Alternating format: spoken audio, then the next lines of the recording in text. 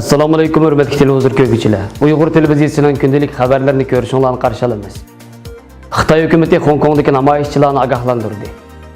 Amerika Xitoyni pulning almashtirish qimmatini kontrol qiladigan davlat deb atadi. Sharq Turkistondagi Xitoylar qattiq ta'qibdan vahimaga tushganligini bildirmoqda. Xitoyga atkaz qilinish ehtimoli bo'lgan 2 million 800 ming dollarlik oltin qo'lga tushdi. Tövənlikdən xəbərlərimizin təfsili məzmunlarında bolsun. Xitoy hukumatı Hong Kongda davamlaşıyotgan namoyishda jinoyat o'tkazganlarning jazoga tortilganligi to'g'risida ogohlantirdi. Xitoyning Hong Kong va Makao ishlari ishxonasining bayonotchisi Yang Guang Beijingda o'tkazilgan axborot e'lon qilish yig'inida Hong Kongda jinoyatchilarni Xitoyga o'tkazib berishni osonlashtirgan qonun taklif loyihasiga qarshi 2 oydan buyon davomlashayotgan namoyishchilar to'g'risida to'xtalib, Xitoy hukumatining Hong Kongda qonunlik ustunlikni, alohida ma'mur rayon boshlig'i Carrie Lamni va Hong Kong soqchilarini qat'iy qo'llaydiganligini eskartdi. U namoyishchilarning yig'ilish, piyoda yurish va norozilik bildirishidan olqib ketganligini, oshqon zo'ravonliklarning ko'payganligini, qalaymiqanchiliklarda ba'zi radikallarning oldingi safga chiqqanligini ilgari surib, payda orqasidagilarning radikal zo'ravonlarning qo'llaganligini va tashkillaganligini, yetakchilik qilib oshkora yoki maxfiy holda iqtisod bilan ta'minlaganligini ta'kidlab, namoyishchilar bilan alohida rayon boshlig'ining xizmatidan istibo berishga majburlamaydiganligini alohida eskartib, Xitoy hukumatining Hong Kong hokimiyatini kuchli qo'llaganligini bildirdi. Hong Kong soqchilari namoyish portlagandan tortib bugungacha 600 dan ortiq kishining tutilganligini e'lon qildi. Namoyishlarda soqchilarning kishilarga 1000 dan ortiq yosh oqquzish bombasi va plastik o'q ishlatganligi qayd qilindi.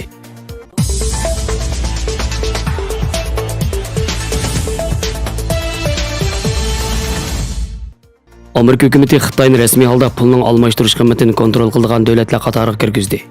Bloomberg xabarlaridan qaraganda, Xitoy Markaziy bankisi Amerikaning Xitoy mollariga qo'yilgan bojni o'stirishga qarshi o'chilish maqsadida Xitoy pulining almashtirish qimmatini qasddan to'vanlatgan. Natijada Xitoy pulining dollarga alinish qimmati 2008-yildan buyangi eng to'van saviyaga tushgan. Amerika Moliya ministrligi bo'lsa Xitoyning pulining qimmatini qasddan o'zgartirib, suiiste'mol qilayotganligini tanqidlagan va Xitoyni pulining almashtirish qimmatini kontrol qiladigan davlat tizimligiga olgan. Xabarda aytilishicha, Trump hukumatining hozirgacha Xitoyga qarshi olayotgan savdo tadbirlari garchi allaqachon yuqoridagi tizimlik ilingan davlatlarga qarshi qo'llaniladigan tadbirlardan eshib ketgan bo'lsa-mu, ammo Xitoyning rasmiy holda pulning almashtirish qimmatini kontrol qiladigan davlat deb atalishi Amerika va Xitoy orasidagi munosabatlarning zo'r darajada chekinayotganligining eng jonliq ifodasi bo'lib hisoblanadi ekan. Amerika prezidenti Donald Trump Twitter'dagi bu vaqtdagi inkosida Xitoy hukumatining bu harakatining xalqarodagi aloqador qonunlarga xilof ekanligi va uning oqibatida Xitoyning o'ziga ziyon olib kelganligini ta'kidladi.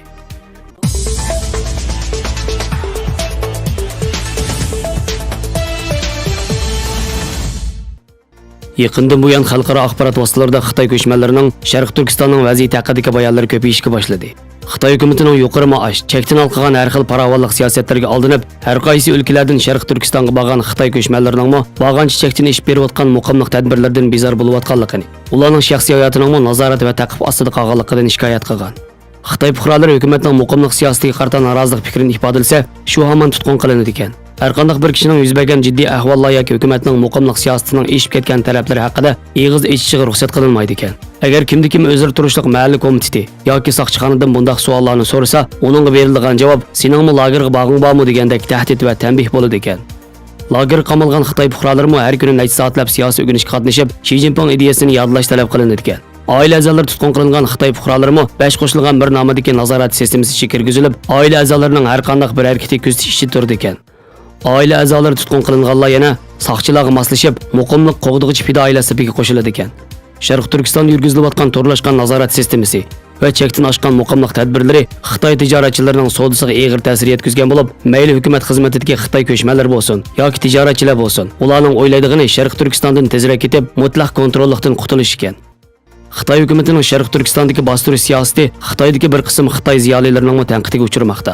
Beijingdagi Xitoy yozuvchisi Wang Linshun yaqinda maxsus maqola e'lon qilib, Xitoy hukumatining Sharq Turkistonda yurgizayotgan bu xil chekdan oshgan taqib siyosatining kelgusida keladigan yomon oqibatlaridan ogohlantirib, hukumatining Uyg'urlar yurgizayotgan Xitoylashtirish siyosatini milliy assimilyatsiya, madaniyat qirg'inchiligi deb atab, Uyg'urlarni o'z milliy kimligi, diniy e'tiqodi va yerlik madaniyatidan voz kechishga majburlashi aksi unum berdi.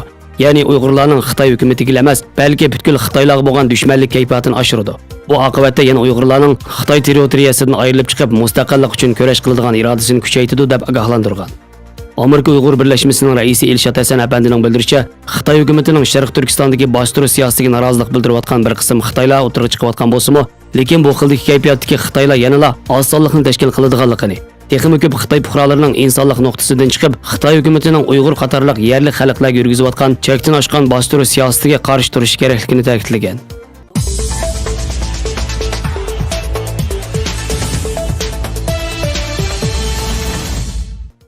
Kamerunning eng chong so'l shahri Douala xalqaro aerodromida 2 million 800 ming dollarlik atkas oltin qo'lga tushirildi.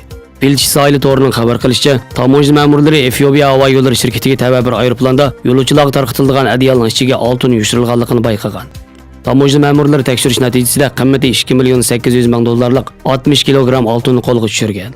Amonlikni saqlash tarmoqlarining oltinning Xitoy va Dubayga yo'llash uchun aerodromga elib kelinganligini bildirib, u atkas oltinning Kamerun tarixida birlik qatimda qo'lga tushirilgan eng ko'p miqdorlik atkas oltin ekanligi eskartildi.